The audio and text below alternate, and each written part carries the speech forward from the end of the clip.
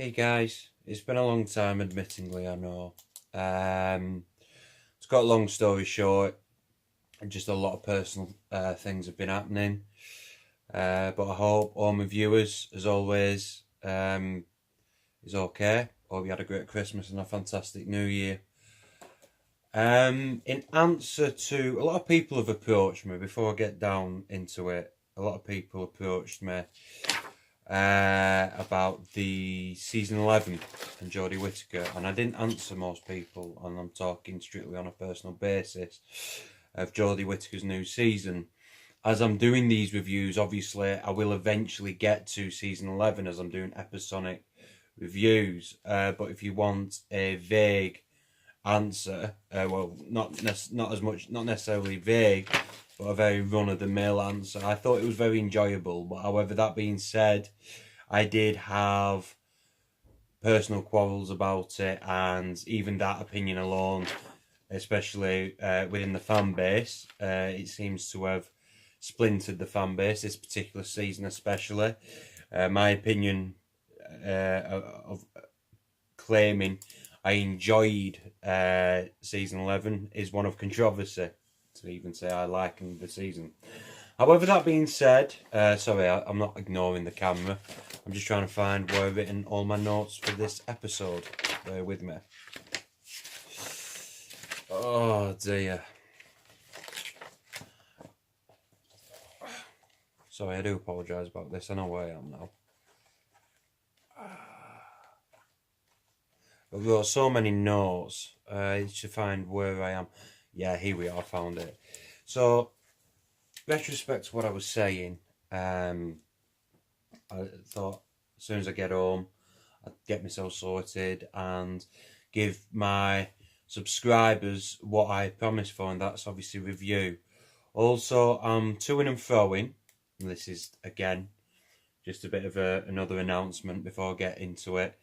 I'm to-ing and fro-ing whether to start reviewing the Stargate episodes, another series that has, shall we say, has a very strong cult following, of one of which that I hold no shame in admitting that I share that enthusiasm, and it's definitely a series I grew up with and would definitely enjoy reviewing that. So if anyone would like me to do that, I'd appreciate any feedback. Thank you. Now, let's get to it. Surprisingly enough, whether or not I should have done more extended research, this particular episode I'll be reviewing will be the one after I reviewed Dalek, to put it out there on season 1. Surprisingly enough, there wasn't that much information in this episode. A lot of, even in terms of visual storytelling, there seemed to be a lot of self-explanatory. And what I mean is that there was no subtle message behind this particular episode. Not necessarily saying that with most Doctor Who episodes anyway, what you see is what you get. But that's not a criticism in any way, shape or form. Doctor Who is definitely a show that I don't want to say without it suffering from any of my credence. I don't want to say it's not depthful at all. It can be very sincere in terms of story ideas and storyline, story arcs, whatever's your preference. But what I mean by that is Doctor Who is very much, it's, again, I don't know if I've ever explained it quite in this context, in this style, but it's very, what you see is what you get. It's very there, it's very simple. And the fact of the matter is, when people, especially today, in today's climate, or when I'm recording this video, people tend to describe a story as either obvious or simple, and they are said in terms of insults, as harsh criticisms, as negative feedback. Being obvious, being very straightforward, doesn't necessarily mean it's bad storyline telling. Quite the opposite, in fact. I have always been, from someone who enjoys fiction, from both sides of the perspective, both sides of the angle. I, going off my experience alone, there is absolutely nothing wrong with obvious storytelling, as long as you don't bore your reader or your viewer, depending on what format you portray your fiction. So as there is absolutely nothing wrong with obvious storytelling. If you already know what the result is, or you have a good guess of what the ending is going to be like, that doesn't necessarily say you're not going to enjoy the story as a whole, unless you're one of these people who rely on the ending twist. And if you already knew of that twist, that sort of takes from your enjoyment. Absolutely nothing wrong with that, but that personally isn't me.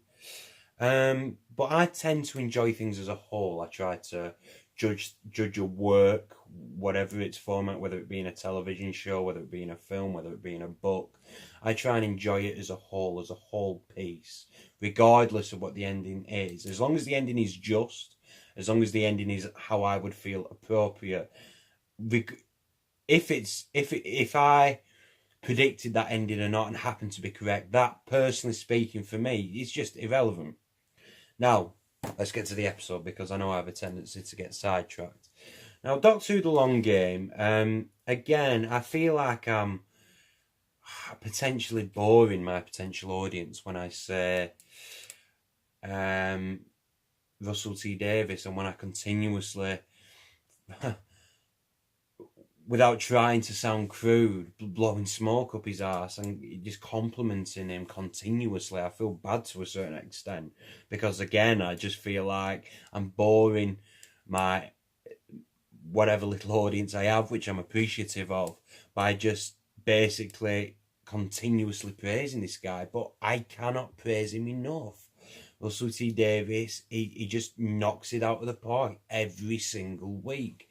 And as I'm going through season 1, I mean, you got to put into consideration as well, when Christopher Eccleston, when Doctor Who came back on our screens, you're talking, I'm doing this review in 2019 now, you're talking 14 years, and it still stands out, even to this day. Television has expanded. Television has evolved so dramatically in the last 10 years that for a show that is considerably old now, this particular season, again, 14 years, 14 years is a long time. For that to still stand out and still be able to be among the greats of television, or what's considered great television now, such as Walking Dead, Game of Thrones, is quite a rare commodity. It's quite a rare talent, a rare gift. And another thing that stood out, especially in this particular episode for me, was the concept of a society that has fundamentally stagnated. This episode showed a society that thought they were getting the technology, the height of technology of its time, when in reality it was quite the opposite. I don't know if this is just from my perspective, or it was just me getting certain enjoyment out of this. But this, I just found that concept enjoyable. The idea that a society that is so, how can I describe it? A society that is so invested and believes so firmly that they have improved dramatically. Well, in comparison, the reality of the situation is a complete 180. I couldn't help but notice that this episode showed some insight into how I feel society is today. And when I say today, I'm speaking strictly in terms of 2019, not in 2005, because I think in terms of how society thinks mentally, it's changed considerably in 14 years. Now, am I insinuating that Russell T Davies had insight on what the future will be like, on how people would think in 10 years' time? No, I don't think he he believed firmly. I don't think he was short, but I think he had a good guess, and I think it pays off. I think again, the episode as a whole stands out. One thing I noticed as well, as the TARDIS landed on Satellite 5, the Doctor straight away, moments after, if you watch that, especially one of the opening scenes when the TARDIS lands on Satellite 5, you got Rose, you got Adam, very curious, wanting to know the surroundings, because quite understandably, who wouldn't?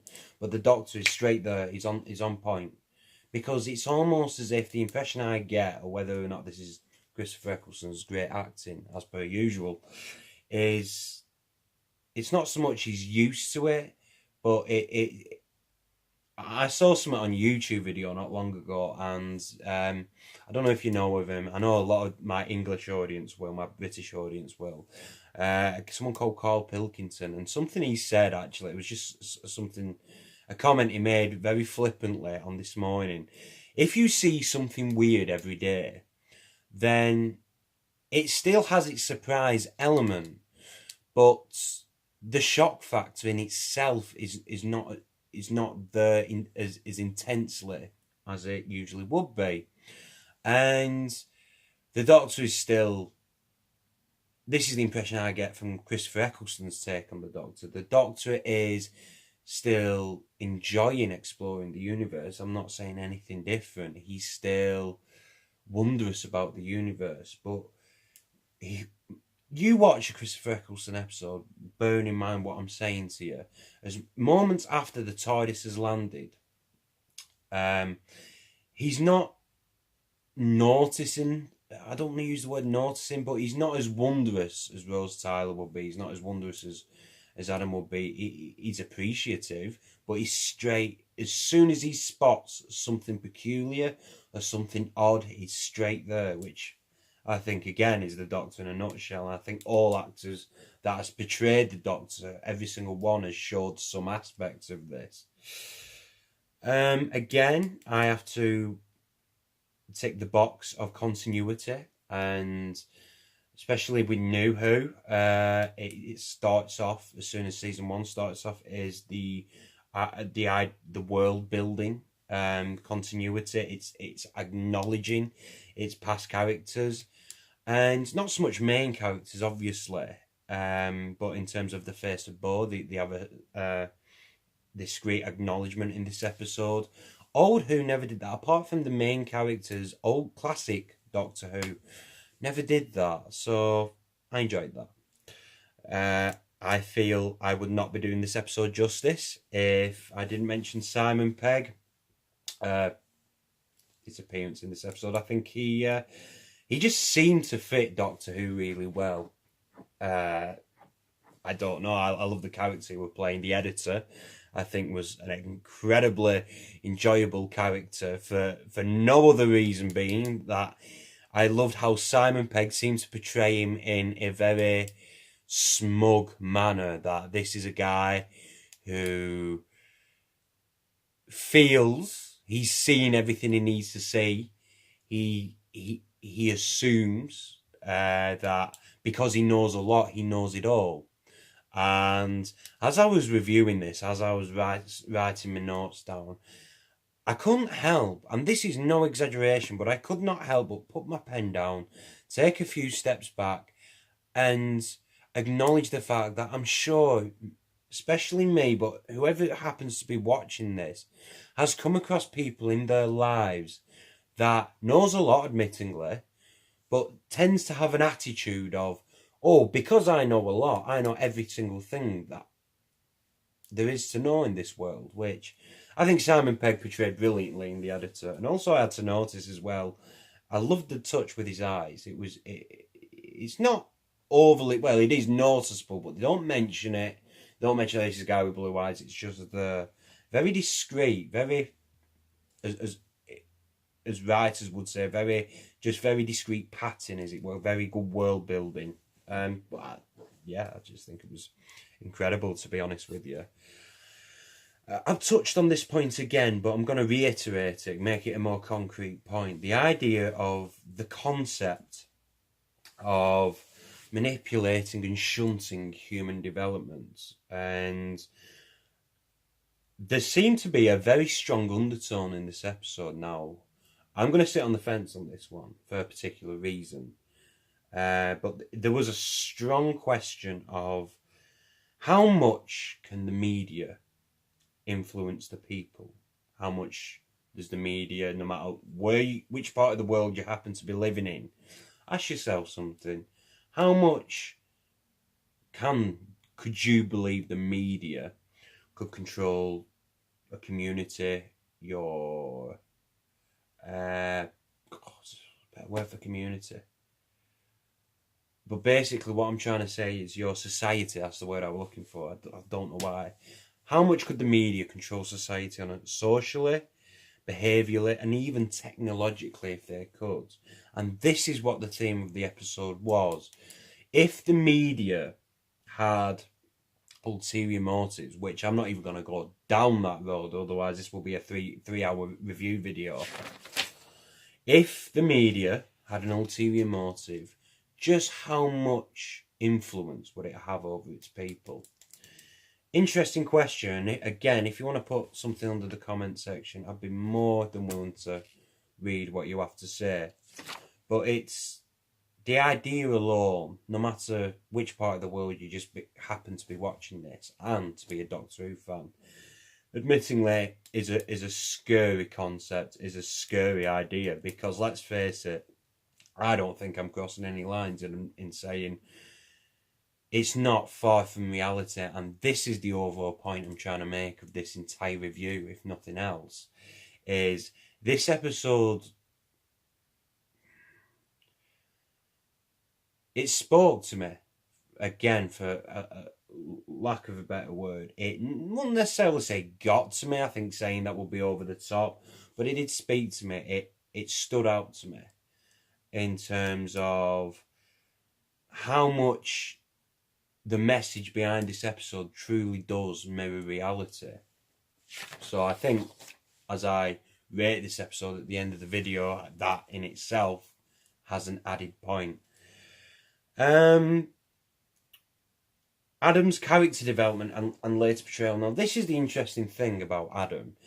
Noticeably, and I didn't do it intentionally either, I never mentioned Adam, or I don't think I did in my last review, which he was quite an important plot point, to be honest with you. But I don't know. I mean, so obviously I've acknowledged his existence in this review, because understandably so, he adds an important plot point, like he did, not so much in last episode, but he does even more so in this episode. He only basically has a 2-episode story arc. I don't know what I could say that would add to any viewers and any fans' knowledge. Again, his plots, the storyline around him, even his character development is very self-explanatory. So I don't feel I could say anything that would add to that. The only thing I could say is, not so much say as a statement, but more of a question again to any of my audience. Do you think the Doctor was right in leaving him? And if so, why? Admittingly, what he did was self-serving, and yeah, he should have got a slap at the back of the wrist for that. He should have got a bollocking for that. But aside from that, knowing that the Doctor leaving him would potentially put him in danger. I mean, to say, the idea of, because you're able to open your head, people would just run and dissect you. And the Doctor explaining that he's aware of this leaves him anyway. Just a question, was he right to do that? And I'm not talking in terms of capability, obviously. I'm just talking in terms of morality. Was he morally right to leave him there regardless, set aside that even though Adam did what he did, was the Doctor still right in putting him in incredible danger, to be honest with you? Because bearing in mind, putting aside, again, as I've just said numerous times in a short space of time, Adam did what he did, and again, I am acknowledging that, but the Doctor did take him there in the first place. So food for thought. Again, I think I've mentioned this in past episodes alone, in past reviews alone. Visual effects are quite astonishing considering this is, again, nearly 15 years old, and they have aged perfectly. Now, there is a spoiler section, so I'm going to wave if you haven't seen this episode before, or you don't want to know future events. So basically, once I wave again, that just means unpause if you haven't seen any episodes, later episodes of this particular one. So in case you basically want a spoiler-free review. So I'm going into spoiler territory in 3, 2, 1. It's interesting to me how, again, I keep praising Russell T Davies on world development and how he always comes back. Russell T Davies is phenomenal in continuity, and the fact that even though I don't think it is in character or in storyline confirmed, but it is all pretty obvious that the Jaguar-Fess all along was a puppet of the Daleks. The Jaguar-Fess admittingly was doing a lot of manipulation alone, but it's not until later, is it, that obviously he was just acting as a puppet while the Daleks were lingering in the shadow. And I don't know if it's beyond my vocabulary, but I just feel that this is perfect storytelling. It wouldn't surprise me, actually. I'm going to have to obviously wait and see until I review all the episodes, but it genuinely wouldn't surprise me if season 1 ends up being my best series since Doctor Who's returned.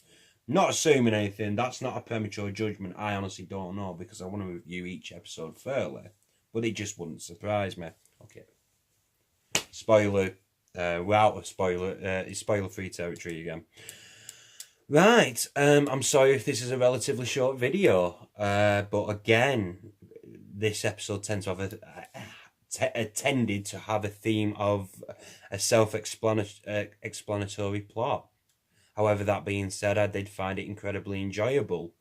I do apologise. I usually write I write a review column, and then I give it a rating. I didn't have time to do that.